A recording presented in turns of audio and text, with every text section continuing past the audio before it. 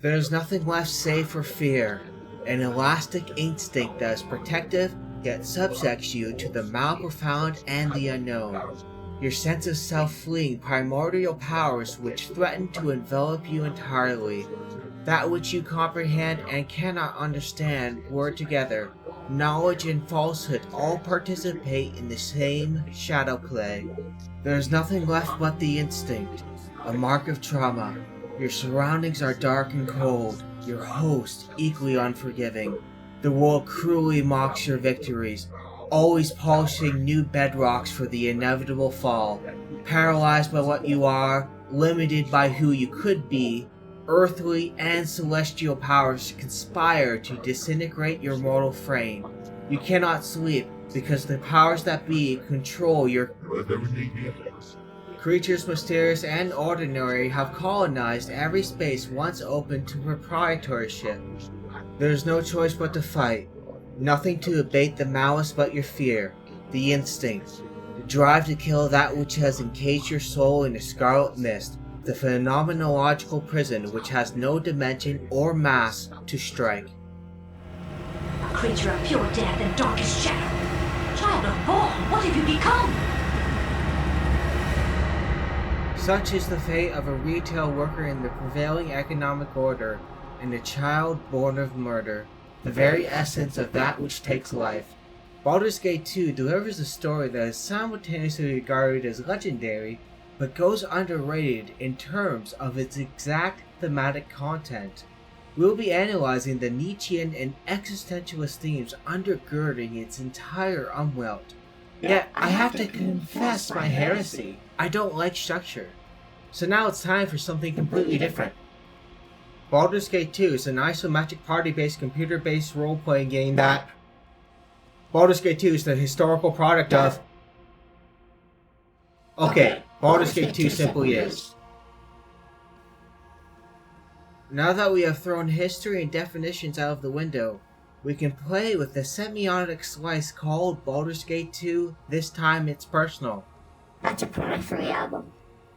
It is a Dungeons and Dragons simulator par excellence mixed in with the unit solidification and micromanagement intensity of StarCraft 1. That is to say, there are rules, very rigid rules at that. There's no human dungeon master to roll the dice in your favor, but you can bend around them with the kinesthetic art of intense micro. Add to that metagame knowledge and the feeling that no character, despite any build, under no circumstances, is truly useless, ultimately granting you more fluidity and freedom of motion than even the most permissive dungeon master. There is always a formula written into the encounter design, a creative way to escape from a seemingly hopeless gambit. This is the essence of what makes Baldur's Gate 2 so special, from all perspectival loci. For that reason, story and gameplay rhythms sing together in harmony. If Baldur's Gate 2 is a direct sequel to Baldur's Gate, with themes building on top of each other, even character levels being preserved as the world literally expands to represent characters of distinct categories in a Dungeons and Dragons setting, why am I starting with the sequel? Why not the first game? Why not the whole series at once? I would tell you, but this video is fairly non-linear. It should suffice to say that Baldur's Gate plays well as an anthology, even a series that you play backwards. Information pushed forward or backward in the chronology hits all the same notes. It's just a question of whether you're finding the dots or connecting the dots. To engage with Baldur's Gate is to delve into its sequel as if it were the be-all and end-all of the series. For that is exactly how it functions. With character monsters that are bigger than ever before. No, I'm serious, that was actually a late 90s marketing theme featuring Large and detailed character pixels on the screen was impressive. And a story greater than Come and See. It's not greater than Come and See. Characters promised to be edgy and moodier. BioWare and Black Isle set off to add another dimension to a game mythology that was already dedicated to inverting and making fun of familiar Forgotten Realms setting. That element of humor, the playfulness of an insider who has developed a critical eye, the Nietzschean evil eye, is very much present in the second game, but it's all coated with a far more sinister tone. The stakes are ambiguous and personal. The factions you face are impure and shady.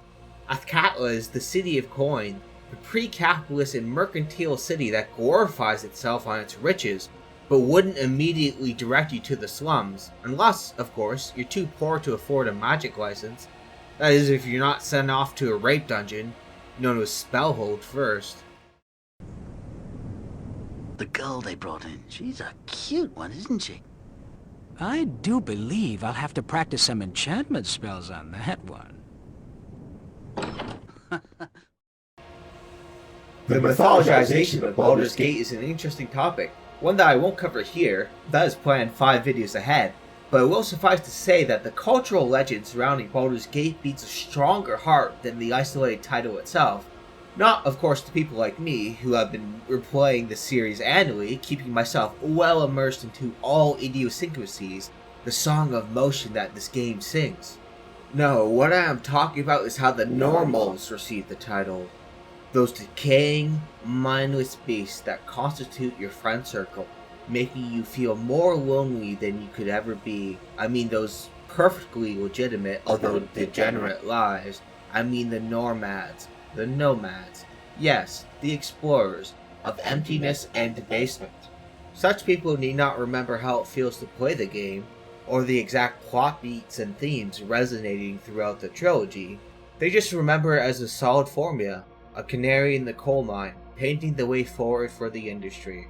Even if they install the game, play it for 5 minutes, and quickly uninstall the game to play Mass Effect 2, they are left with a feeling of wonder and respect, despite the fact that the mechanics of Baldur's Gate 2 would set off many alarm bells of game design YouTube, or cause people to whine about insufficient tutorials and difficulty spikes. There's a certain je ne sais quoi that stays their destructive tongues, from the absolutely uncriticizable original soundtrack to the textured user interface design and mimetic standouts like David Warner's voice acting. The entry succeeds at being more than the sum of its parts. We, however, are interested in not just the additive calculation, the mythology, but every foundational detail of this Western classic. Let us draw a philosophical distinction, one grounded in truth and falsehood at once. On one hand, we have a perfect form of Baldur's Gate 2, its idealization, which may as well exist in Platonic heaven, or at least as a non-spatial temporally located abstract object. We can consider this the Platonist view of Baldur's Gate 2. We could also naturalize the form of Baldur's Gate 2 to locate it within a property-bearing substance as a feature of the natural world, to imitize the just mentioned form. It may not even require notions like perfection. This is the Aristotelian approach. Why draw this distinction? Because people indirectly use it all the time. We can be good Aristotelians and beat Baldur's Gate 2 into an emergent network and foundational structure that develops Baldur's Gate 2 as a continual process, or we can formalize Baldur's Gate 2 as a whole, as it stands, sui generis, in perfect form. The Aristotelian method is an anticipation of reductive science, even if contemporary Aristotelians are hardly reductionist. The Platonist method is quite sublime and resists strict reduction. It loves art and the spirit. To contrast these two approaches is to imagine the artistic Socrates suggested by Nietzsche in his youthful book, The Birth of Tragedy. You would not be mistaken for misreading this as autistic Socrates. I'm here to state, not argue, but state that the reason Baldur's Gate 2 feels like more than the sum of its parts is exactly because there are no mechanical parts to add into a sum. There is only its purest form, that is to say, its identity qua itself, a kind of tautological existence that gains dynamic cultural meaning, but never loses its stable identity. For its identity conditions are, in fact, internal. Rather than finding logical and social relationships that are themselves held together by primitive grounding relationship, as if we were Jonathan Schaffer speaking to Quine, we may instead mythologize Baldur's Gate 2 as one entry, completely irreducible and distinct. Yet that doesn't mean we have to do away with the ground, quite the opposite. While taking this Platonist approach to Baldur's Gate 2, we can still consider the Aristotelian approach to be scientifically useful fiction, a way to investigate its purest form by way of secondary instantiation. Just as Baal left the shadow of his legacy on Faerûn, so too does Baldur's Gate 2 leave a shadow on the cultural landscape, one that can be analyzed with but not reduced to Aristotelian tools. We can compartmentalize the method of a good enemy in its proper order of rank, just as Nietzsche would suggest in The Gay Science. The moral earth, too, is round. The antipodes, too, have the right to exist. Revealing that the antagonisms between Plato and Aristotle are not contradictory but supplementary. When the Ballspawn turns into the Slayer, the physical avatar of murder itself, only after their divine essence has been stripped away from them, form has been liberated from substance, but at the same time substance was developing and preserving its essential identity all along. The Aristotelian science of death carried with it a divine Platonist philosophy. The methods and symbolism of murder can be used to protect the weak that fell because of you. Or to eternally recur Nietzsche, cause and effect can be swapped underneath you, with nobody being the wiser. Only indeed will the uselessly wise ever note the difference, much like Elminster prattling on whimsically about the Ballspawn's destiny, while refusing to interfere with its development. Ye have done what ye have done, there is no denying. Reasons for which are thine, and I trust they are valid, if ye believe them to be. This is my question, Jehan. Did you do the right thing? Undoubtedly. I would do as such again without hesitation. Welcome to the footnote section of this video essay. Such a randomly imposed structure makes you feel like a participant in advanced academic discourse, with the weight of complicated argumentation and extensive research behind it. You may also detect a hint of irony, a certain J-reg timbre to the pseudo-interlude. Well, you'd be half correct, but hiding behind irony and meta-awareness is for people who've binged It's Always Sunny in Philadelphia. What must be clarified is that, much like a cleric who casts straw upon holy might, or a techno-pagan that has read too much Eric Steinhardt, I'll buck my words and comment on an interesting paper entitled On What Grounds What.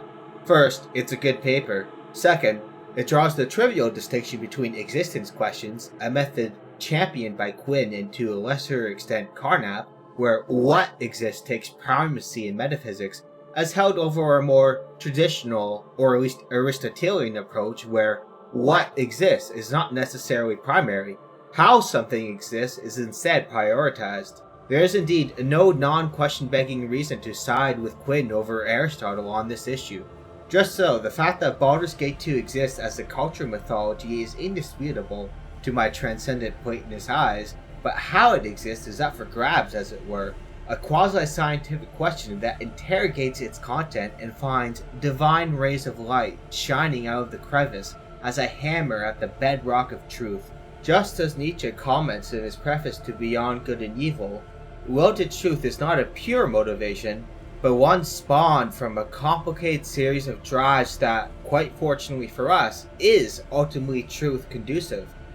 We can consider this to just be the anti-Puttinga worldview, where Puttinga would argue that evolution unguided by God would have no tendency to guide us toward truth-conducive cognitive states. A good Nietzschean would say that our tendency toward untruth is, when remembering that the antipodes have their right to exist, a baptism of truth in disguise. Our fundamental errors and sparks of unreason are, in the end, a clarification of reason.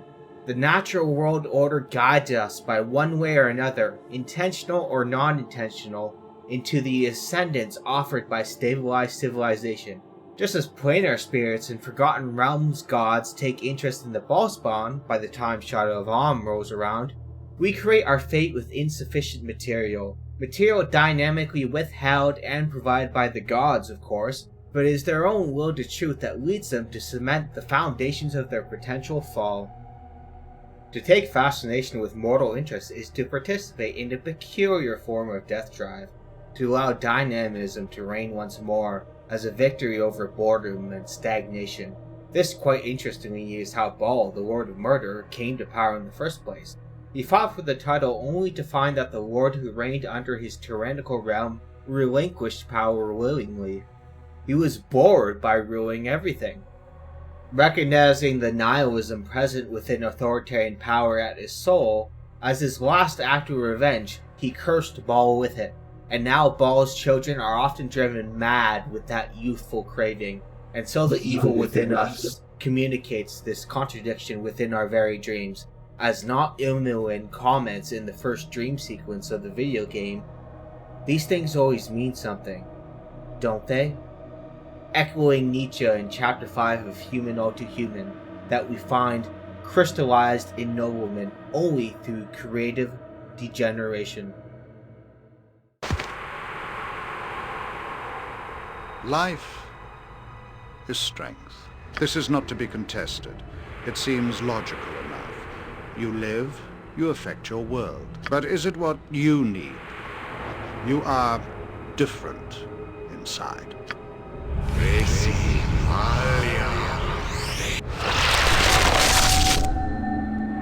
This woman lives and has strength of a sort.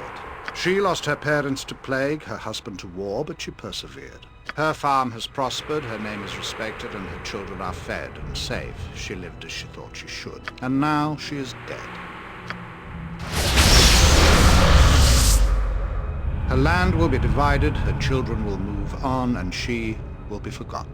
She lived a good life, but she had no power. She was a slave to death. I wonder if you are destined to be forgotten.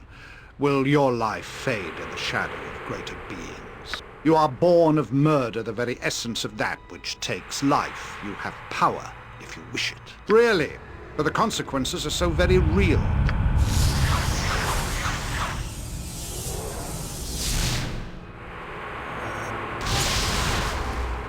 Your actions affect so many others than yourself. You will come to realize how little choice you have. You will do what you must, become what you must, or others will pay for your cowardice. You will accept the gifts offered to you.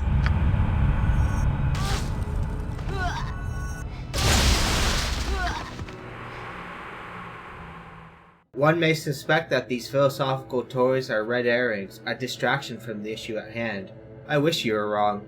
For while there is no doubt that a cultural mythology surrounding Baldur's Gate 2 exists, it is well respected and well regarded even by people who have never even seen footage of it. Precisely how it exists and what grounds its emerging kinesthetic network has metastatic implications on game design discourse itself. You are surely familiar with notions like a video game being archaic or the controls feeling dated. These statements are never all that meaningful on their own terms. They report the psychological state of the speaker. That the game feels bad is usually synonymous with I am used to a contemporary gameplay flow that is alien to an earlier time. So, quite ironically, those likely to immediately praise Baldur's Gate 2 with an uncritical eye would, if they were to play it, immediately summon 1001 complaints about its apparent faults. For they are not used to borderline Dungeons & Dragons rule set simulation, nor unit micromanagement, nor permanent companion death, unpatched metagame hacking, or even the loose itemization structure that allows you to break the balance of a playthrough at your whim. The platonic form of Baldur's Gate 2 is well established. The Aristotelian inquiry, as it exists so far, is woefully inadequate and littered with all too modern prejudices. Nietzsche ranted quite heavily about the poisonous effect of modern ideas, not because modernity was an ipso facto problem, far from it, the free spirit is the most modern of all moderns, but instead a thoughtless attribution of progress to a progressively shaped idea was cognitively harmful. So too does this find resonance in video game commentary. Far too often we are met with the naive notion that the strange, unfamiliar, and the old is a bygone era for a good reason. There's far too much rationalism in this mythos, even for a rationalistic mystic like myself. The notion that there is a justification for why certain design trends were abandoned and why others persisted. This naive faith in the wheels of progress could not be more wrong-headed. It has damaged our discourse almost irreparably. It's not just a reference. The sense and reference distinction is false. But a conceptual volcano awaiting to erupt all over the victims trapped within the dungeons of untruth and cultural necrosis. Hidden within this myth in a fantastically Ordurian way is the revelation that you are slaves to your favorite YouTubers and soy-faced, corporate I have trouble careerists. saying careerists. A seasonal cycle, where the only cause for the continuation of the semiosphere is your very souls. So concerned with red herrings like microtransactions and corporate greed, open world cancer games like Diablo 4 get lavished with praise for what reasons exactly? None. Critique is only leveraged against so-called anti-consumer practices. There's only culturally retarded myth perpetuating itself. A discourse without content. We don't even require a vacuum to become this silent with our words. As such, I have a bone to pick with game design trends. Let's take the Outer Worlds for example. A large portion of the team are old guard industry veterans who worked on projects like Fallout 1. Sounds good, right? Not exactly. They had been corrupted by contemporary views on quest encounter and UX design. So concerned are we with the opinions of underpaid playtesters, ingenious and novel concepts get sliced by the corporate bureaucracy into a mutilation of itself. Yet even people on the dev team are no longer opposed to this. An orthodoxy is being created around game design. It is aggressively concerned with concepts like not wasting the player's time and accessibility. The Outer Worlds was a wonderful theme park with a few brilliant ideas sprinkled here and there, but it lacked a certain obsidian magic people have come to expect from the company. That's because the team wasn't looking to create obsidian magic. They wanted to create a fairly safe RPG that adheres to now conventional design standards that they have come to wholeheartedly adopt as useful and true. As people are immersed into team workflows and the industry at large, they almost by an invisible process become persuaded that the present flow of progress is the correct bandwagon to hop onto. The technocratic sense that everything practical happens for a reason rears its ugly head here. The notion that just because you could come up with an argument structure in favor of an existing trend, said trend has some actual right to be there. I am here to radically assert that that is all nonsense. We should be embracing the free form and experimental structure of a young and immature industry, but instead we already suffer under the corporate stranglehold. One not even entirely initiated from the top down by these institutions. For their own part, consumer expectations are lazy and disappointing. The intermediate digital commentariat do not help the state of affairs whatsoever. From buzzwords like diegetic design and emergent gameplay, to concepts like player agency and immersion, we all speak with a deficient vocabulary here. This is to be expected. We are still in the process of discovering exactly how to speak about video games. Still, we are clearly on the wrong path, and the mythological success of Baldur's Gate 2 is a great exemplar of that. For, despite how terrible our conceptual paintings and methods of analysis may be, Baldur's Gate 2's legendary status remains unchallenged. That is, in a vacuum, just how it should be, but people have not valued it for the right reasons. What would your average player complain about when returning to Baldur's Gate 2?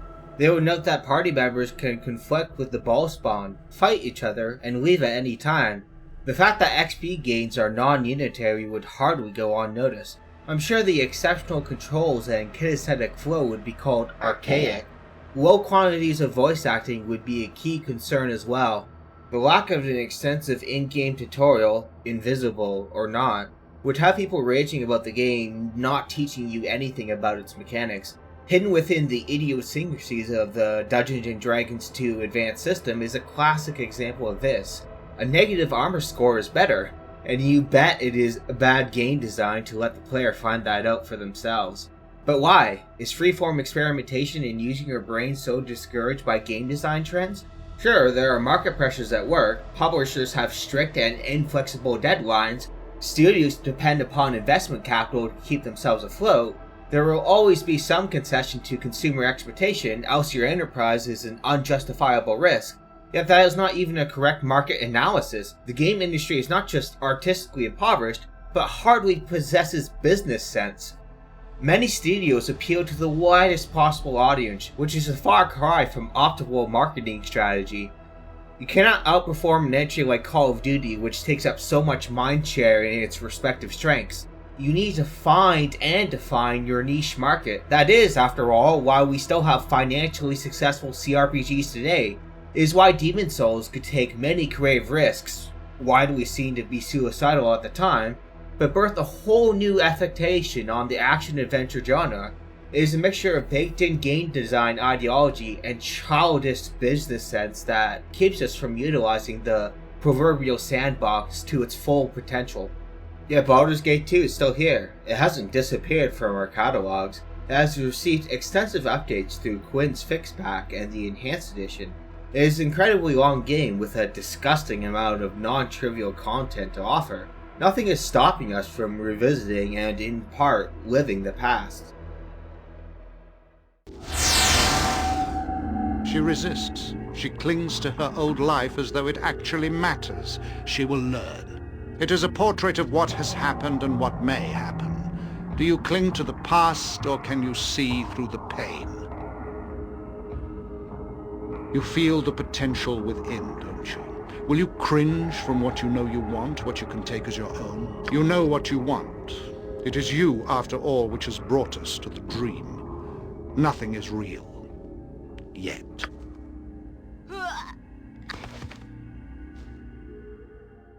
In his essay on the use and abuse of history for life, found in the Untimely Meditations, Nietzsche contrasts the historical man with the superhistorical man.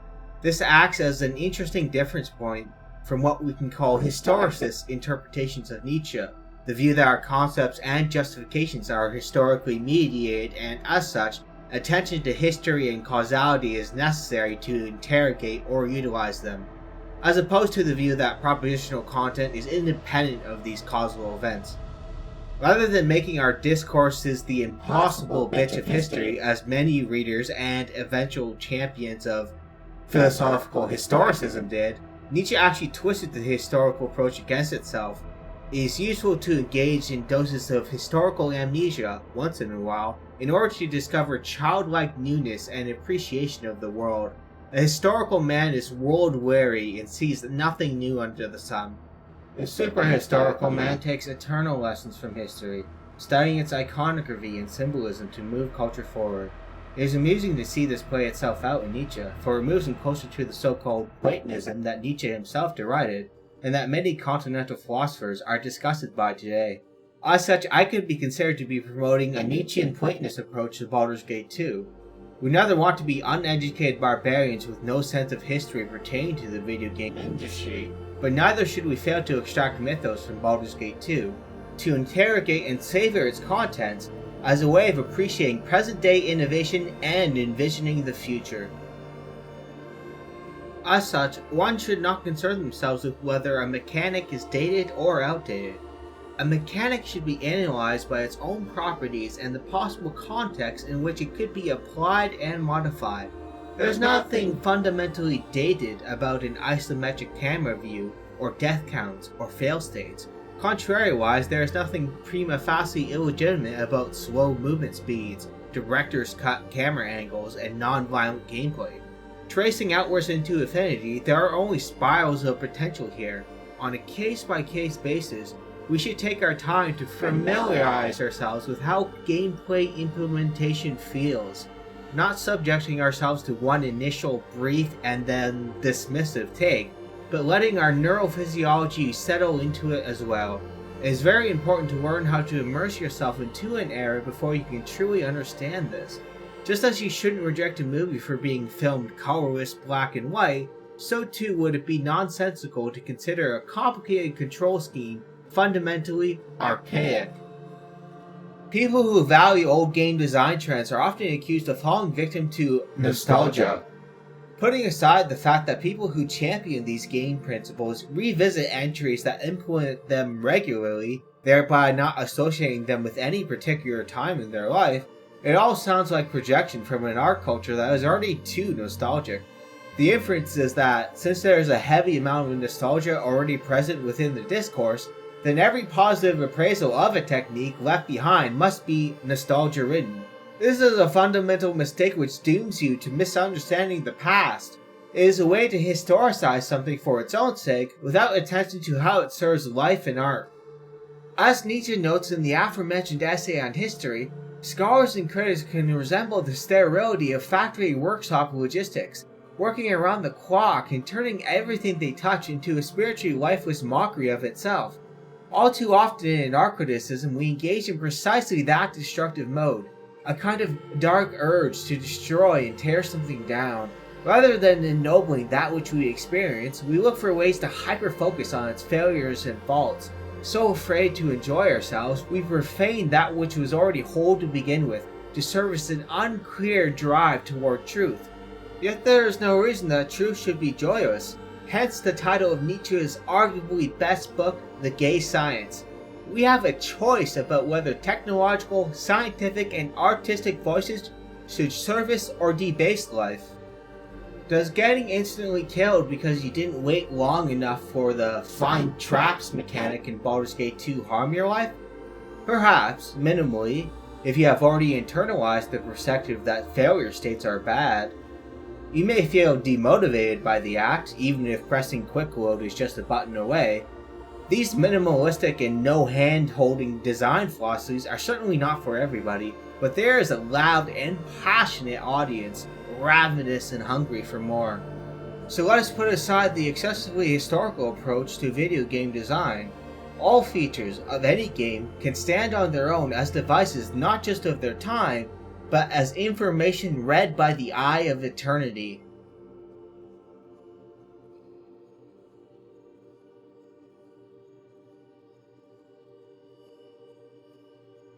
Baldur's Gate 2 shouts a narrative that was well regarded but surprisingly underrated by way of precise thematic depth. Planescape, Torment, and Knights of the Old Republic 2, which are in very many ways the same story, always take the spotlight here. Yet there are flashes of what we can call Torment-esque brilliance here. The first game starts with a generic Nietzsche quote, which is certainly no accident. Having gone through a Nietzsche scholarship phase myself circa 2018 to 2020, I have a renewed appreciation for the philosophical depth delivered by this title. I was delighted to discover with fresh eyes the delightful amount of references and philosophical motifs woven into just about every scene, which, by the way, came close to simply mastering 2D cinematography and presentation. I cannot be caged. I cannot be controlled. Understand this as you die, ever pathetic, ever fools.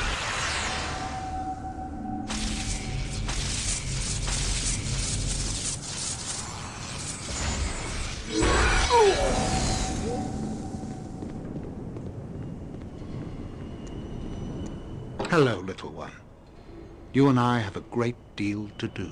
What are you planning? Not to worry. Nothing worse than what I shall do to your friend. We start off where the first game ended, as is quite traditional. The Baldur's Gate trilogy, we could call it, Throne of Ball ends the Ballspawn saga, is interesting because each new campaign is a net progression in the plot determined by discrete new escalations in the Dungeons and Dragons setting around you. The Ballspawn has grown in experience and power, so too does the scale and categories of dangers they face. To play through the whole series is to progress from a low-level D&D campaign featuring minor magic users and goblins to a high-level D&D campaign eventually featuring demigods and celestial beings.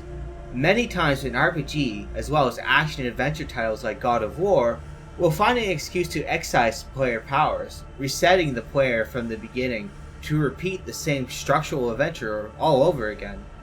Thanks to the well-defined levels of the AD&D 2 tabletop campaigns, there is little motivation to do that. There is a sense of continual overcoming present throughout the gameplay, which is threaded with the plot itself. Here we fully introduce our Nietzschean perspective. It was already introduced.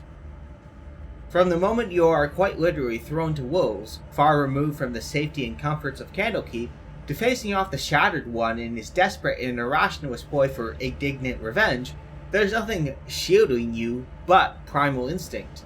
Removed from the civilizational convenience of shelter, stable access to food, and a reliable guard from banditry, we all, when tested, either find ourselves lacking.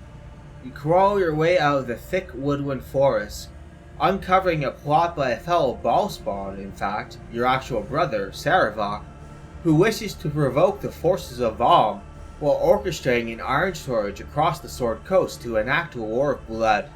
The landscape itself would be used as the sacrificial ritual to unlock Baal's essence within him, thus ascending as the new Lord of Murder. Having stopped this plot in the first game, your heroics are cut short as assassins and mighty magics attack you under the cover of darkness. There's no remorse, no malice, nor apparent meaning behind their actions, only dread and the promise of torment to come. Irenicus's dungeon functions as a microcosmic introduction and mechanical emphasis of everything that truly makes an Infinity Engine game. We meet genii, dryads, mysterious guilds, vampires, and Dugier dwarves. A myriad of traps, puzzles, and hidden rewards beg us to explore them. The handcrafted environment is, as always, almost offensively beautiful. The writing and dialogue are at their peak. Imoen is extremely traumatized, speaking cognitive and emotional flashbacks in every scene, disturbing and antagonizing everybody who are not only older and more quote-unquote mature than Imoen, but actually didn't see the worst of it. It is heavily implied that Imoen received an extensive play of sadistic torture. The dark essence within her was far more difficult to bring out. She had to be made to see. When Jaheira, your now canonized companion from the first game, laments the death of her lover, Khalid, Imoen tries to console her, but it turns against itself. He would cut and say, "Do you see?" Cut and say, "Do you see?" She had watched Khalid's body be callously experimented on. She was frightened when you rested in the dungeon. Resting to restore spell slots and health is a routine feature of CRPGs. Insomniac and restless, the trauma of what she had been through is lurking behind her always. This is the grittiness we were promised so long ago, back in the late 90s pre-release marketing material, and it certainly delivers. We find clues about our developing antagonist through shades of his past impressing themselves all over his labyrinth. From the dryad sex slaves he carries with him, not out of sadistic malice per se, but frustration at his inability to remember warmth, who indicate subtly that Imoen too has felt this cold and mechanical activities. A genie gives us a prisoner dilemma question, indicating that celestial powers are taking a keen interest in stalking our every breath. Most interestingly, we see a bedroom that Irenicus keeps in perfect condition. Beautiful, delicate, a testament to a love, some mourned past he has lost. Even Imoen, the one who's experienced the misfortune of Irenicus' presence the most, had yet to behold it. She is nearly broken at the sight. She cannot believe that the same person maintaining a complex of horrible and malicious body horror experimentation is capable of this extreme polarization. Yet she can sense the emptiness, the hate and contempt that coats its superficial beauty. It means nothing to her, just as it barely means anything to Irenicus. She would burn it, but it doesn't even deserve that. There's nothing left for us here. Just as with Candlekeep kicking the Ballspawn and Imoen out to fend for themselves, there's nothing tangible in the past except for the constant itching memory, the promise of pain to resurface old wounds and weaken you. Or can they strengthen you? This is where Taoism and Nietzschean philosophy meet their middle path. One must become what one is, but forget all that weighs them down with the spirit of gravity. Kill the past if need be, but better yet, give your past a kind of contempt, an undeserving glance, a refusal to participate in the chains weighing down momentary existence. Hints of the Guild War to come, and a potential companion who comes bearing honesty in one hand and falsehood in the other, are present in this excellently crafted introductory level. Yoshino is an obviously suspicious creature, but he is useful and can spin a silver tongue at that. A mysterious enemy is attacking the entire base, yet are fighting skirmishes with a distinct vampire faction thrown into the mix. Interests and power plays of all varieties are centering around the Ballspawn, born as they are of chaos and murder. This culminates in an excellent cutscene to which the Dead Project, Baldur's Gate 2 Redux, certainly did it justice. The tunnel slopes upward into the welcome glare of daylight. Such is your relief that you barely notice the debris at your feet, the remnants of a battle fought only moments before. Surveying the carnage, you hear a scream of rage, and a massive explosion collapses the passage behind you. The sounds of combat greet you as you struggle to your feet. The fight, it seems, is still going strong.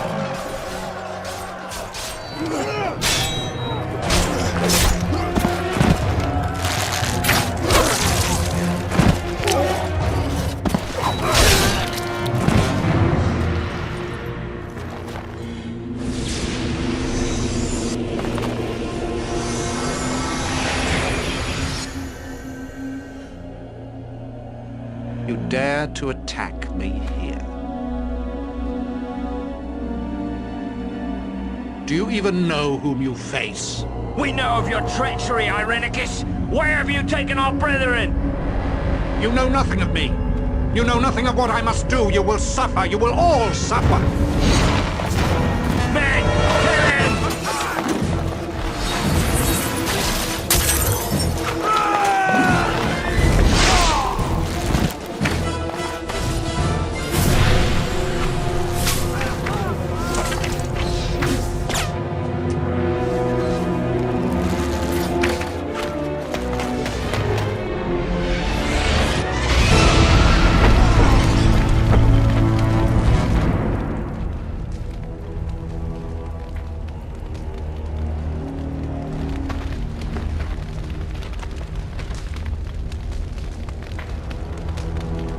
So, godchild, you have escaped.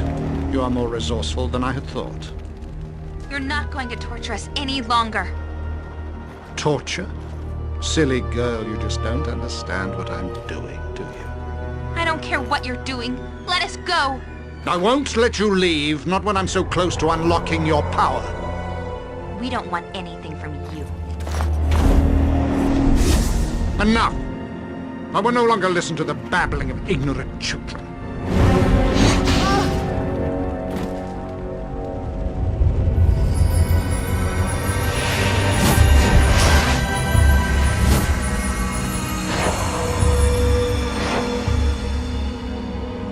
This is an unsanctioned use of magical energy.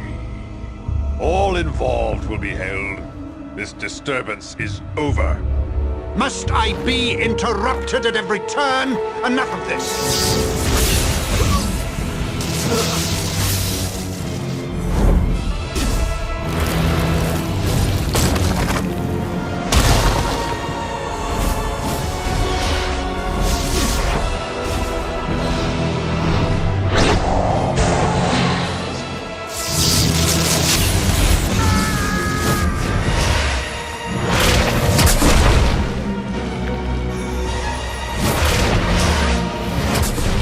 This mage's power is immense. We must overcome him quickly.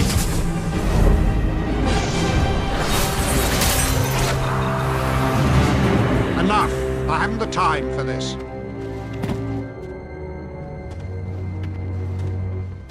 You will cease your spell casting and come with us. Your pathetic magics are useless. Let this end. Even if we fall, our numbers are many. You will be overwhelmed. You bore me, mageling. You may take me in, but you will take the girl as well. What? No! I've done nothing wrong! You have been involved in illegal use of magic. You will come with us. I'm not going with him! I'm not! Help me! Please!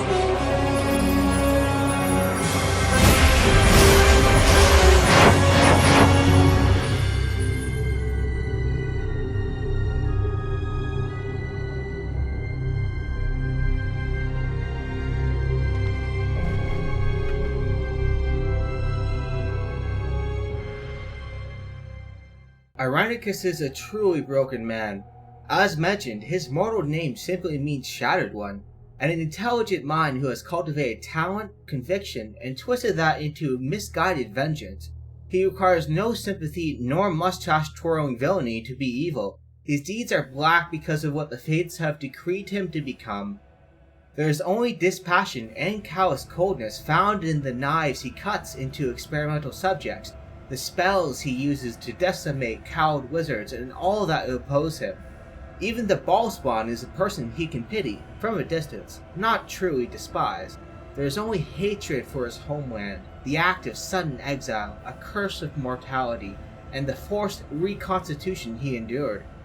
There is the memory and the fading memory. There is nothing but pain and a constant echo in his head, telling him to press onward, no matter the price. Irenicus is a compelling villain because he speaks, he breathes, and he walks with a focused kind of determination that knows no simple categories like villainy. He is everything and nothing. He is very powerful, but none too mortal. This failure to embrace his newfound mortality would be his undoing, and lends the ballspawn their own strength. When Irenicus, speaking through the incident, asks why we are content to exist as mere mortals when the power of death lies within us, that misphrased question exposes his weakness. He is focused on talent and cultivated talent, essence, divinity, and power in its rawest sense. Yet that is a brute, uncontrolled understanding of power that often consumes the self. As Kreia would warn us in Knights of the Old Republic 2, it is a fall that few recover from. The ballspawn is not shaped by divine essence, but identity-defining circumstances. There's the power the ballspawn can direct with intent, will, and clear motivation. But Irenicus is consumed in the arcane powers that, much like ascending to godhood itself, makes all such splendor meaningless qua self. He has stared into the face of death itself, but does not understand the lessons implicitly taught. As Zhuangzi has said, once a man received his fixed bodily form, he clings onto it, waiting for the end. Is he not pathetic? Sweating and laboring to the end of his days and never seeing his accomplishment, utterly exhausting himself and never knowing where to look for rest. Can you help pitying him? I'm not dead yet, he says, but what good is that? The city of Athkatla and its outskirts are, of course, larger than Irenicus in the main plot. While Baldur's Gate 2 has an excellent and even under-recognized central narrative, there's nothing that defines Baldur's Gate more than containing 1,000 discursive side quests. All cleverly written, taking some well-known element of Forgotten Realms and illuminating it either by lights of the absurd or the extreme. Our main story is even paced like this. Imoen is quickly captured in a plot orchestrated by Irenicus, and both of them are destined to rot in Spellhold, a place of confinement for those either dangerous or politically expedient. Very few know where it is and how to get there. It will cost an ample amount of coin to get any shady guild to help you, motivating the player to intertwine the rescue plot and their questing together as one activity, gaining enough money and power to go after Irenicus and Imoen. Adventuring does not come at the cost of the urgency demanded by the surrounding events. They are one and the same. People who spam concepts like ludonarrative dissonance can lay their concerns to rest. We uncover plots within the Shadow Thieves Guild, find ourselves tricked by a Destiny-curious dragon into murdering righteous paladins under the illusion that they are monsters, even investigate a murder mystery layered once by ogres, twice by werewolves, and thrice by elemental shadow. We will meet new, strange, and powerful companions all along this journey. Littered throughout the game world are plenty of opportunities to take on the burdens of rare and interesting people, scavenge for genuinely exciting and build-defining loot in an entirely unleveled world that quickly messages to you whether you're prepared for a given area or not. That is not, of course, to say that any encounter is genuinely level locked. If you do not have the right plus hit enchantment on your weapon to deal with a particular beast, you can always find or steal that at any character level. A certain scroll, a useful spell, or a clerical buff can make all the difference, even outright trivialize the encounter altogether. This brings me back to the point about how it is a cultural, not a game design issue that character death is seen as a demotivational factor. If you're discouraged by a modicum of friction and hands-off learning, classic CRPGs may not be for you, but you should definitely give them a second try to Taoistically unlearn the lessons contemporary game design trends have taught you. Convenience and fast-paced access to content is not necessarily a better experience. It may even cheapen and trivialize it. When the Souls-like title Sekiro was released, a certain copy pasta became popular, which communicated two messages, one intended by the author, another written into the fabric of culture. Much like how the Divide communicates unspoken semiotics between Ulysses and the courier in Fallout New Vegas, or the exile carrying the lessons of lore as a living beacon from Malachor, a planet crushed in gravity's fist, this meme-worthy paragraph reveals a fundamental value divide that finds itself at the center between all socioeconomic conflict. The original poster were responding to an infamous article in favor of cheating past Sekiro's difficult final boss. To quote in full, "You not only cheated the game, but yourself. You didn't grow. You didn't improve. You took a shortcut and gained nothing. You experienced a hollow victory. Nothing was risked, and nothing was gained. It's sad you don't know the difference." For people likely to utter phrases like, "it's just a video game," this sentiment is profoundly confusing at best and otherwise pathetic at worst. Such people do not understand the value of being good at some activity qua activity without the echo chambers of social approval or the economic certification that what you did had extrinsic worth. Many people operate on hollow values, things that will secure them resources or approval of their peers, but it does not often coincide with what they want or who they are. The phenomenon of needs and insular gamers highlight a generation of people aware that they have plenty of interest, but nothing to do with it per se. Not even esports is much of an outlet, for it is resigned to rehash titles like Apex Legends and League of Legends. There is just the dazzling refusal to believe that mastering the mechanics and rhythmic dance of a video game is anything by itself. It is for incels, virgins, losers, but all such herd opinions should be discarded by those with an independent wit and spirit. Per Zhuangzi, maybe you've never seen a wildcat or a weasel. It crouches down and hides, watching for something to come along. It leaps and races east and west, not hesitating to go high or low until it falls into the trap and dies in the net. Then again there's the yak, big as a cloud, covering the sky. It certainly knows how to be big, though it doesn't know how to catch rats. Now you have this big tree, and you're distressed because it's useless. Why don't you plant it in Not Even Anything Village, or the Field of Broad and Boundless, relax and do nothing by its side, or lie down for a free and easy sleep under it?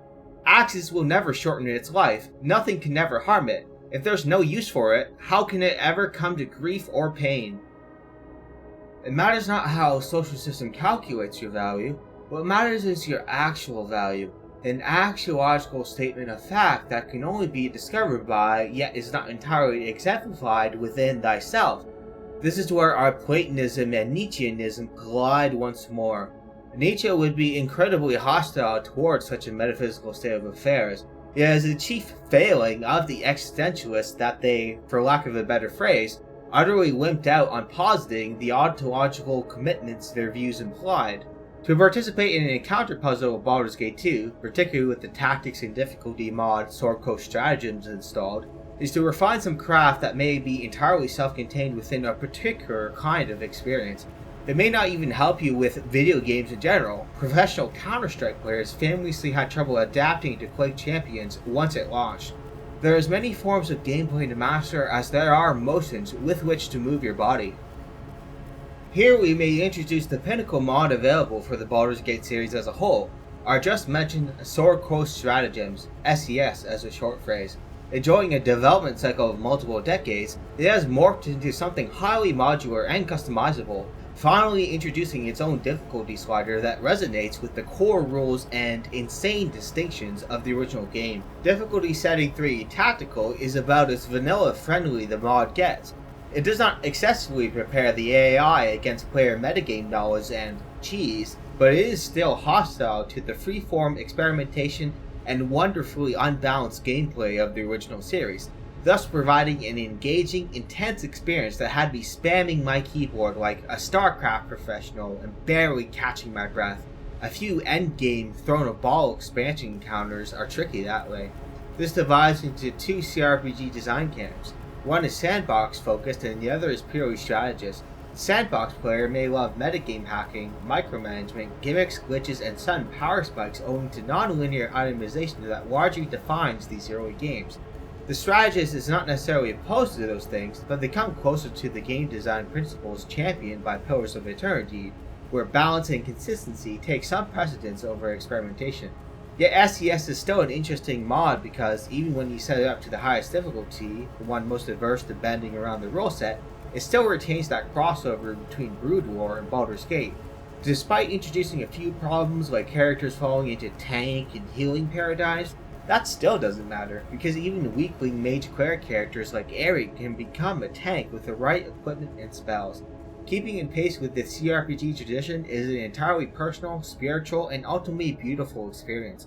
Anything goes. Your imagination is more limited than the mechanics. No wonder a culture so hostile to individualism and self-creation spin the aforementioned copy pasta into a meme. They refuse to engage with anything not codified in the approval network of social autonomy. Such normies and herd-like beings are not the target audience of this video. I am, in fact, well equipped to attack them with words that may fly above their heads or at least make them groan at perceived pretentiousness. All the better. It is a recent trend within the industry atmosphere to designate certain introduction levels and mechanics as filters. I throw many filter spots throughout my content and shall continue to do so. I write for the people who want to transcend culture as much as possible, not for those who want their biases to be confirmed, their happenstance moods placated and assuaged. Echoing Zarathustra, you cannot endure yourselves and do not love yourselves enough. Now you want to seduce your neighbor to love and then gild yourselves with his error. Would that you could not endure all sorts of neighbors and their neighbors, then you would have to create your friend and his overflowing heart out of yourselves. One man goes to his neighbor because he seeks himself, another because he would lose himself. Your bad love of yourselves turns your solitude into a prison. It is those farther away who must pay for your love of your neighbor. And even if 5 are you together, there is always the 6th who must die. I do not love your festivals either.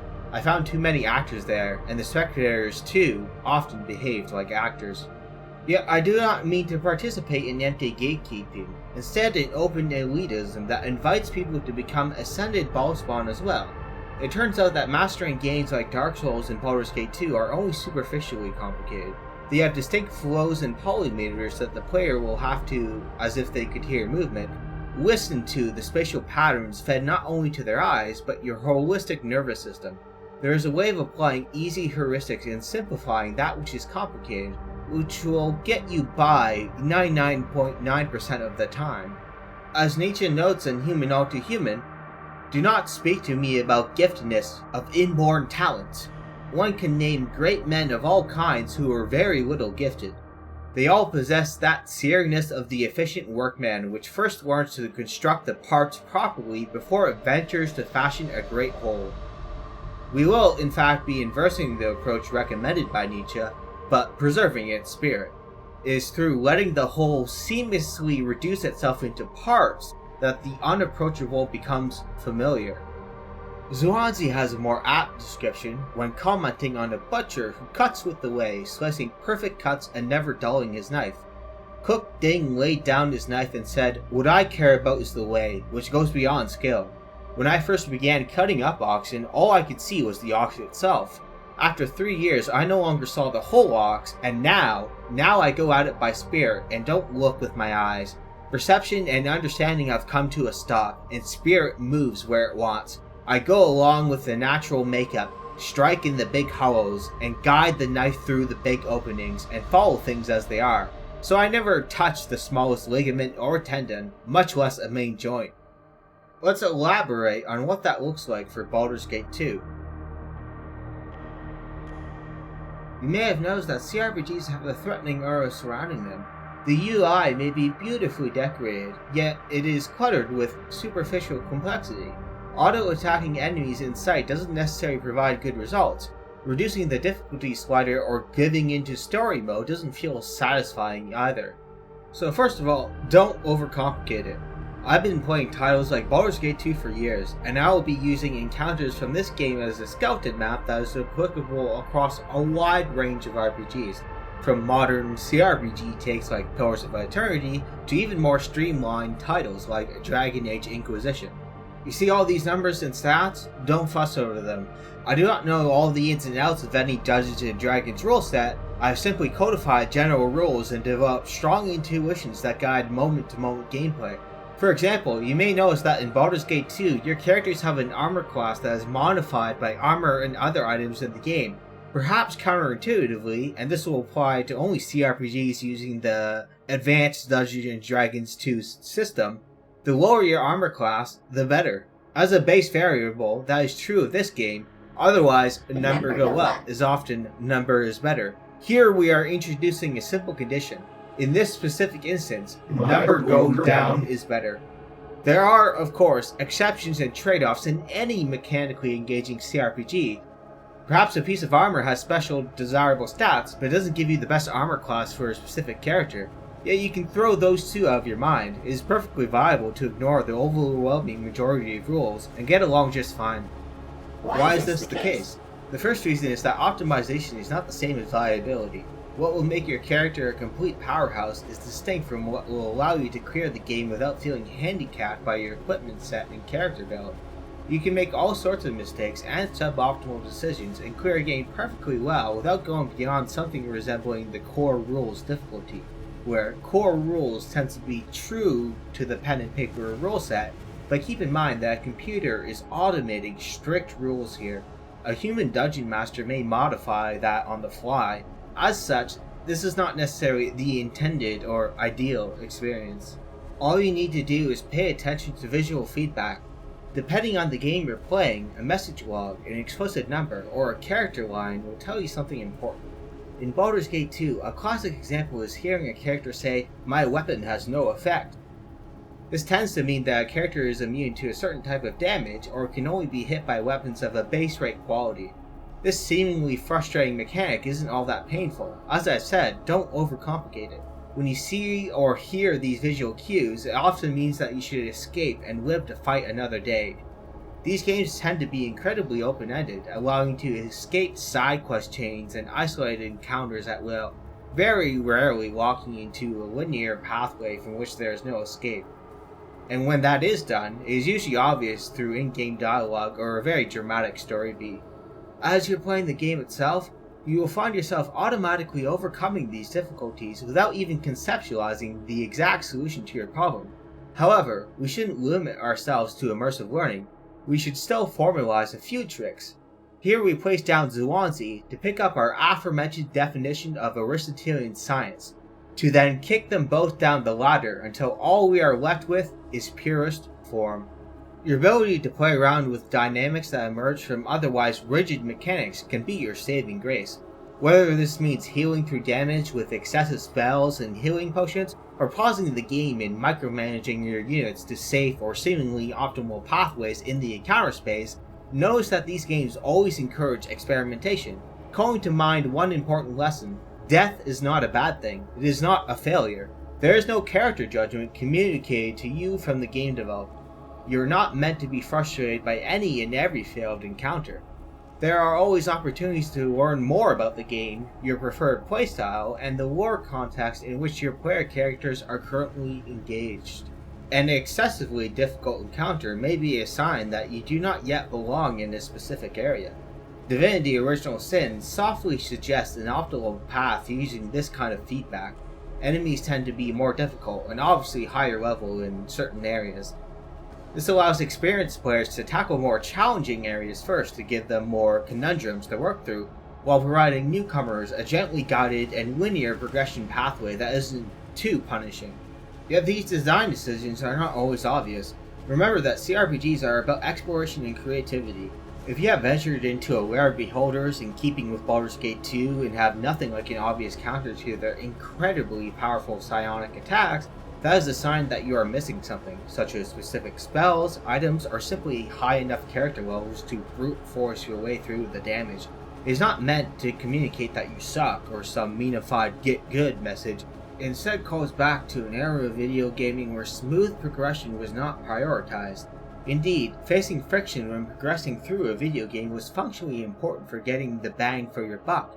If a game of undetermined length and content depth wasn't giving you puzzles, whether visual or mechanical, It may have felt, in a bygone era, like it was mocking your purchase. The contemporary idea that friction equals wasted time is one that is challenged by CRPG history and their present-day revivals. A game like Baldur's Gate 2 allows for free-form positioning and spur-of-the-moment tactical changes. It has the mechanical and kinesthetic feel of StarCraft 1, same too its utterly unique character versatility, while staying perfectly in line with the tactics-based mechanical system shared by any title in the CRPG genre.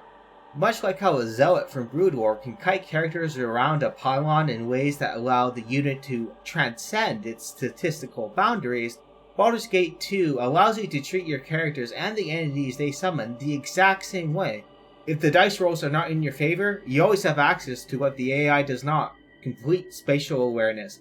This is highlighted by the fact that these games are either fully turn-based or feature real-time with pause, in either case allowing you ample time to interrupt the frenetic flow of combat, mentally recover, and adjust your next few steps. It is not difficult to get into this seemingly niche activity we call micromanaging. As always, it is about creativity burning within your soul. Click around the terrain and see what happens. A dash of trial and error has never harmed anybody in a video game, not anyone absent extreme anger issues anyway, and taoistically learning to embrace the journey is a lesson not just applicable to niche video games, but your entire life as well. This has birthed numerous critiques of revival titles like Pillars of Eternity, which, depending on your perspective, benefits or suffers from the design philosophy of Josh Sawyer, a jaded veteran of the RPG and D&D genres who has many critiques of traditionalist and hardcore mindsets. For a Josh Sawyer game, one that is modified by what RPG Codex calls Sawyerism, there are less overt ways to mechanically cheat your way out of encounters. The effectiveness of micromanagement is limited, metagame hacking is discouraged, and min-max player builds are virtually non-existent. Yet even in a Sawyer-type game, we can strain against the limitations and shackles placed upon us by game developers. Remember that you are existing in a fairly simple 3D space with routine and predictable rules. From player motion to enemy statistics, you can adjust your approach from art to science based upon your very whim, winging it with a few mental notes, or reducing the game down to its technical parts. No matter what you do, it is important to keep in mind that you have more control over the experience than you think. Always. Your typical CRPG has a wide array of potential companions spread throughout the story and map. While it is an RPG constant for some companions to just be utter trash tier, no matter what class composition you desire, it is not uncommon for people to look up the locations of party members, their stats, and orient their early game playstyle toward acquiring them quickly. In a game like Baldur's Gate, where experience gains are non-unitary and absent party members do not gain XP in your stead, this can all feel the more important. Note that, however, you're not playing an MMO. There is no dedicated tank, healer, and DPS role. Not only can everyone substitute each role for the other depending on precise context, but rarely do you need anything resembling a tank. It's not uncommon to have 4 frontline melee fighters, or 3 mages, or 3 clerics. The synergy you create is not a predetermined outlet of discrete roles. What matters is how you use each companion, ensuring their abilities are relevant to upcoming encounters, a fact you may only learn by following into the encounter themselves, and constructing a clock in your brain, that ethereal sense which says a companion has been idle or auto-attacking too long. You should see if they can do even more. CRPGs are well known for their non-linear approach to itemization. While it is a number games at heart, many times unique properties of the item are more important than base rate stats. For example, Belm from Baldur's Gate 2 is only a +2 weapon, though it grants you an extra attack per round. For those proficient in scimitars, this is often a preferred weapon, switching to or enchanting their weapon as +3 when truly needed. Once more, feel free to look up item lists on the search engine. It may be that a beneficial item perfect for your party composition is only one direction west, some discursive encounter away.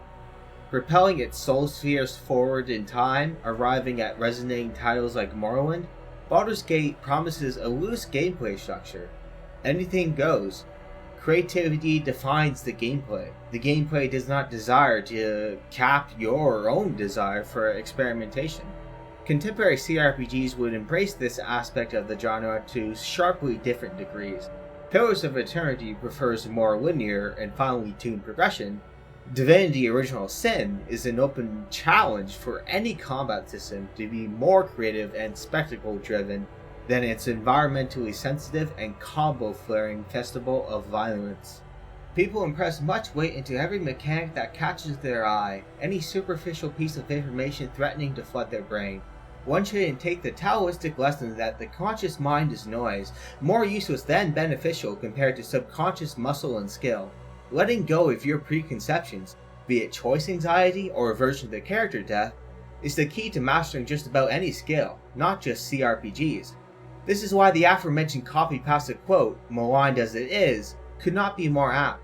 Transferable lessons are imminent within video games, but a cultural firewall prevents us from bridging this socio-metaphysical gap. It is time to close them into one. Everything we have talked about thus far describes a perfect circle, a circumferent oracle around the life diachronic of Irenicus. His journey through life ticks off all the bullet points I've marked: a refusal to let go, fetishization for inborn talent, excessive attachment to lost social and ethic status, sapping all creativity and joy out of existence in the name of brute scientific pursuit for an instrumental goal. Irenicus allows history to weigh him down. Rather than discovering how he can transcend his moral condition as the Shattered One, whether through acceptance or a radical rejection of its connotations, Irenicus falls into the semiotic game that the higher elves were over-tonally expressing. He can only speak the language of power and divinity. Revenge is his spoken ugly answer that is more friendly to the elven cradle of comfort than they would admit. Their utopia admits no friction, no dissent, no malevolence of a demonic sort.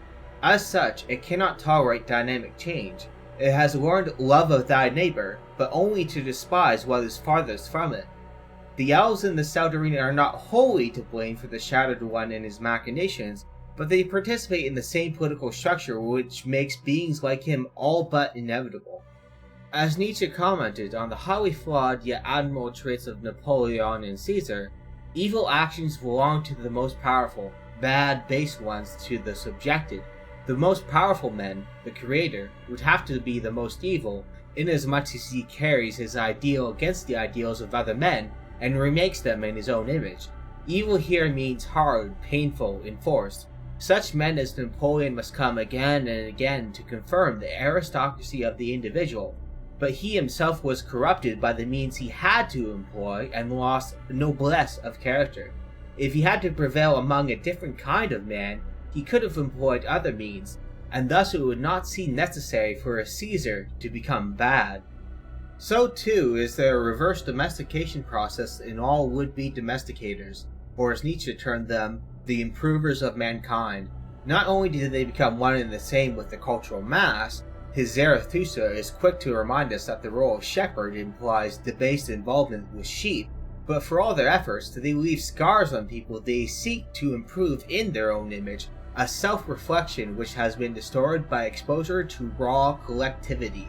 This is where liberal and anarchic undercurrents in Nietzsche as a radical aristocrat goes underappreciated. It is not in the business of higher spirits to rule others, that only bends them toward a common rule, weakening magister and subjugate alike. Irenicus is a would-be storm raging across the heavens, but he allows his social condition to paint his mind with colors alien to himself. To capture the previous Nietzschean sentiment, it was socially necessary for the Shattered One to become bad, subjugated. Having lived a life obsessed with power, well respected among the most capable mages in Solendel Nessalar, he was seduced by the dark whispers of his sibling Bodhi. Playing on his growing ego, the two began a mutual spiral toward destruction. By the time we meet Irenicus, he had already lived a hard life of exile. Having tried to take the power of the world tree that enshrines elven immortality and divinity for himself, he was ultimately banished by the lover of his life, Queen Elizine. Not only was he cast out, but he was stripped of his elven constitution and forced to live like a mutated human. This is why we wake up to dark and twisted experiments in his magical labyrinth.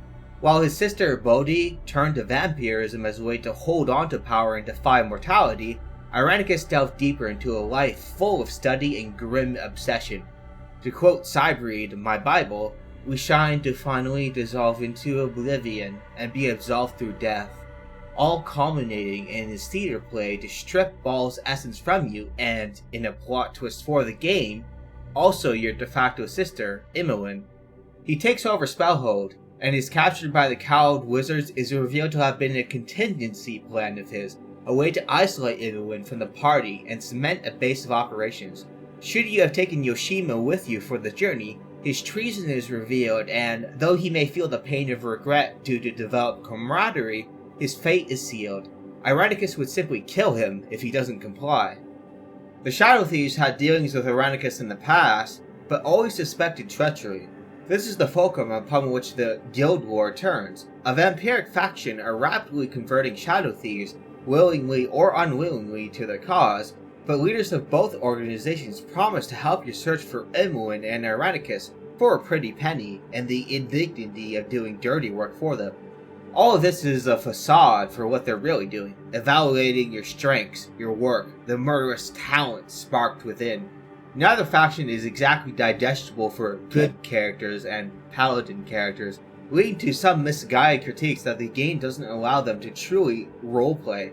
All I can say to that is roleplaying doesn't require controlling every world variable around you. Having your principles and creeds tested against the tides of history is an interesting opportunity for roleplaying if I've ever seen one. Keeping in pace with Zarathustra, of all evil I deem you capable, therefore I want the good from you. Verily, I have often laughed at the weaklings who thought themselves good because they had no claws.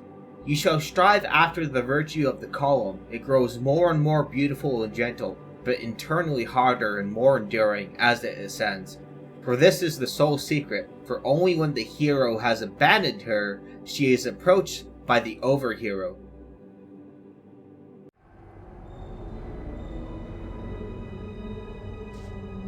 You came too late. Didn't I say you would come too late? You will learn to trust me. Don't be afraid. You are safe here, if you behave. I will show you what fills the void. What is now free. I lurk behind your soul and the very fiber of your being. I am the only thing left when mind and reason are stripped away. I will show you what you can be, what you can do, if you simply let yourself become what you are. I can show you all of this because I am within. I am what fills the void. I am you.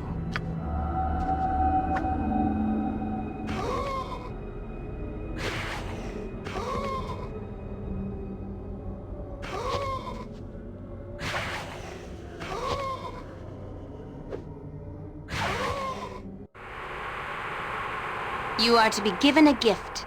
It is a valuable prize. One that you had better appreciate.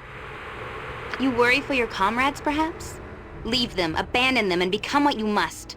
There is great power in your heritage. Use it, and you will become closer to who you are. What you could be. Feel what is in the void. Use the tools that you are given. Become part of something greater. I am in you, and I know what is best. Each time you use it, each time you accept it, you move a little closer to the evil within. Perhaps you lose yourself in the end, but you will go to greater reward than you can know.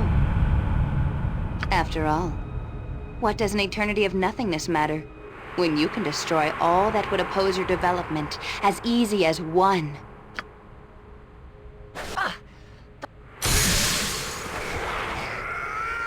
2.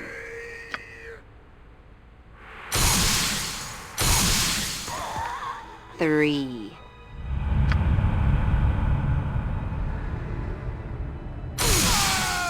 4.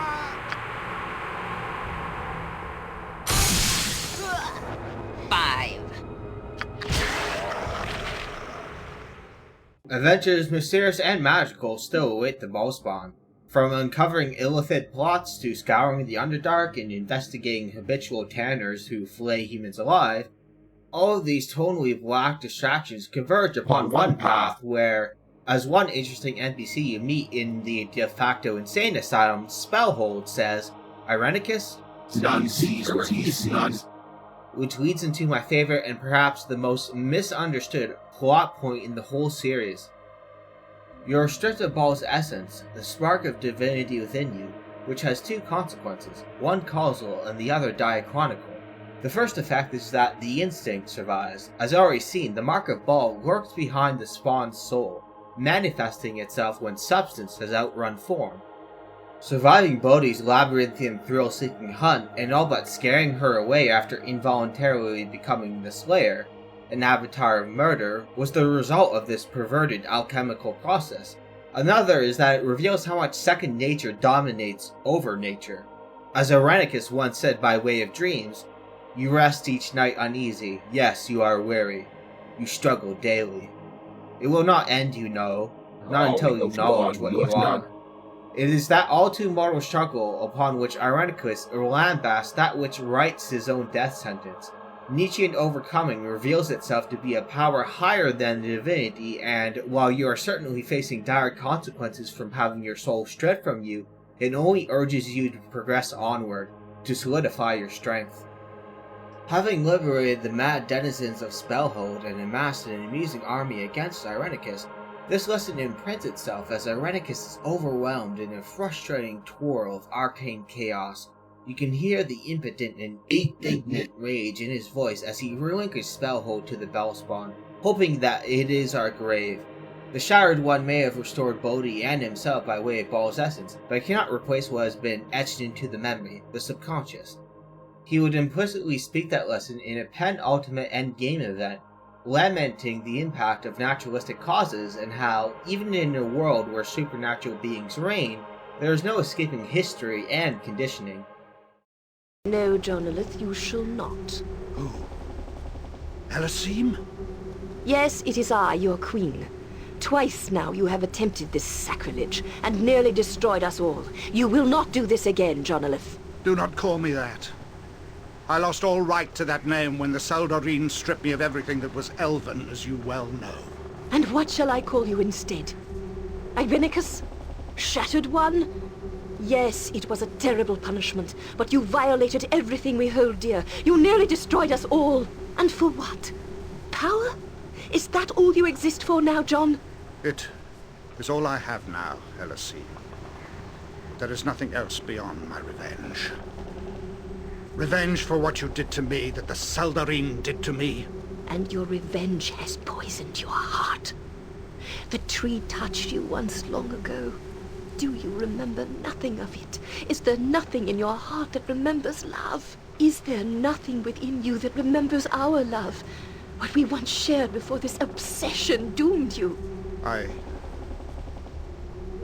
I do not remember your love, Elasim. I've tried to recreate it, to spark it anew in my memory, but it is gone.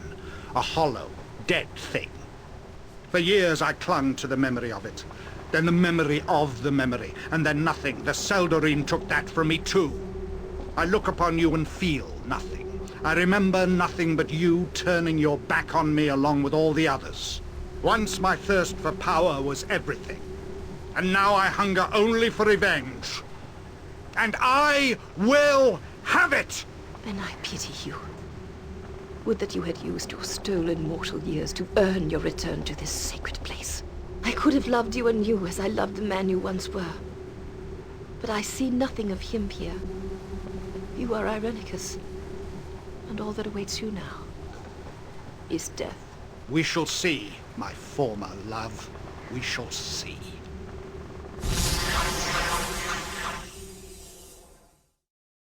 Bodhi has marked herself for death, hiding in the vampire lair from where you originally met her in Chapter 2. There is a brilliant kind of desperation in her voice, and Irenicus notes in his journal at Spellhold that her restored soul quietly laments the creature she has become, although she overtly embraces the depravity of vampirism despite that. Purging Bodhi from this world and herself from her own suffering restores Imoen's soul. Just as Irenicus prioritized Bodhi by giving Imoen spiritual essence first, the Ballspawn does the same. A touching parallel. Siblings supporting each other across planes forgotten to time. We have explored cities lost to sea and myth, subverted a Drala pact that would shake the foundations of Sol-shattering. Yet those are contingencies, extra strokes of revenge for Irenicus. He has been seething in this monotonal emotion long enough that he is empty inside, a phantom being waiting to die. He is obsessed with death and its causes, which is no accident. In the Shattered One's quest to regain immortality, he has died 1,000 times. One should pity him, not as a justified or sympathetic antagonist, but as an all-too-human villain. His sense of justice does not meet third-person objective criteria, blinded as he is by prejudice and pride, and so the Ballspawn and their chosen companions wage a fantastical assault against his forces polluting Sol-shattering. When we finally meet him, the distinction between being and becoming collapses before his very eyes. A person stripped of everything that made them quote-unquote special and talented is standing against him, deadly, threatening, a harbinger of nature. This is where our Nietzschean love of becoming and our Platonist championing of being finds themselves in tension, but Zhuangzi is here to dissolve the distinction. There is a beginning. There is a not yet beginning to be a beginning. There is a not yet beginning to be a not yet beginning to be a beginning. There is being. There is non-being. There is not yet beginning to be non-being. There is a not yet beginning to be a not yet beginning to be non-being. Suddenly there is being and non-being. But between this being and non-being, I don't really know which is being and non-being. If by moving from non-being to being, we get to 3, how far will we get if we move from being to being? Better not to move, but to let things be. A form never chases away its own shadow, and 20th century continental philosophers discovering radical contingency as if it were new is no threat to contemporary and ancient Platonism. The Shattered One beholds the Ballspawn in purest form, crystallized by the cruel motions of space. The killing blow is mutual, and since Irenicus has tasted of Ball's spirit, he descends with us to one of his abyssal realms, hell in every sense. Our moment of triumph has found its finalized, darker twist.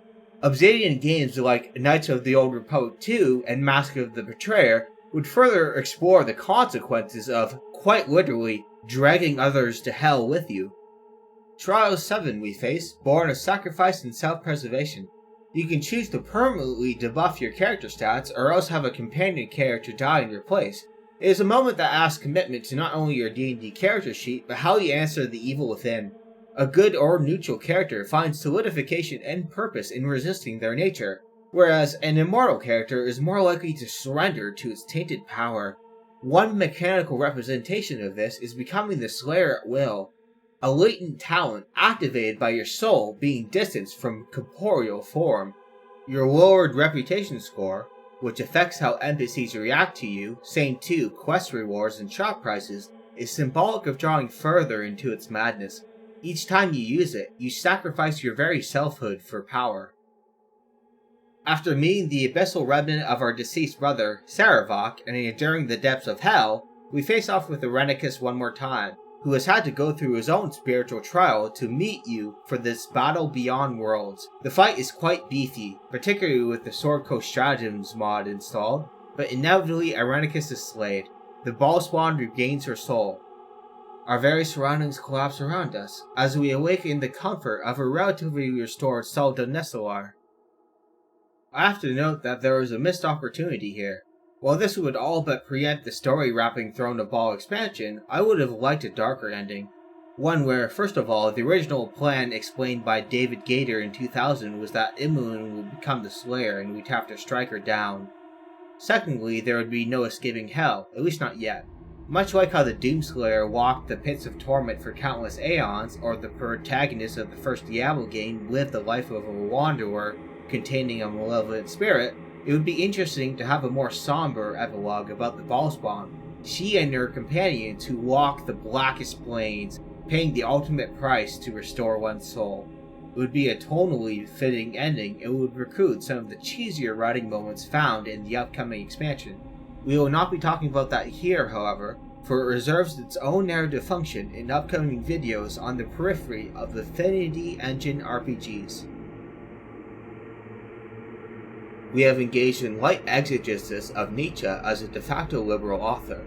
terrorized the normies with trollist Zhuangzi passages, faced eye tyrants and demons, scoured the depths of hell, and analyzed the Shattered One's entirely sui generis spirit. Baldur's Gate 2 is an extremely long game, and you can feel the immersion it weighs on you with each playthrough, that you've just played through a great epic, a myth destined to live on as some foundational pillar of nascent gaming culture. We have learned that failure is not equivalent to defeat, that suffering is the spice of all life, and second nature may, with entrained muscle and skill, transcend even divinity. The world is ugly and cruel. Demiurgic evil surrounds us, but by immersing ourselves in its celestial plays, we can learn to overcome its tainted and abyssal chaos. We have delved into multi-dimensional layers of trauma, with each character in the setting communicating an important aspect of it. How ironic that a game so filled with these themes would be discarded as woke and social justice by the right-wing bugman herd in today's era. Baldur's Gate 2 is an important slice of gamer mythology, and one should pay religious reverence to it from time to time with an actual playthrough, opening your heart and throwing away your attachments to contemporary trends. The kinesthetic dance of the pseudo-archaic awaits you. Thus begins my de facto Tales of Torment series, a look into the unitary themes of politicized suffering shared between titles like Baldur's Gate 2, Planescape Torment, and Knights of the Old Republic 2. It is full speed ahead from here onward. As such, I would like to thank my Patreon subscribers who have made this possible. To people such as Sarah Neste, Epingur, Gustav Schial, Effibrew, Palomar, Fall from Space, Thanatos, Rania Hal, an acknowledgement to those who remain anonymous alongside everyone else who has helped me weather the financial storm across the years.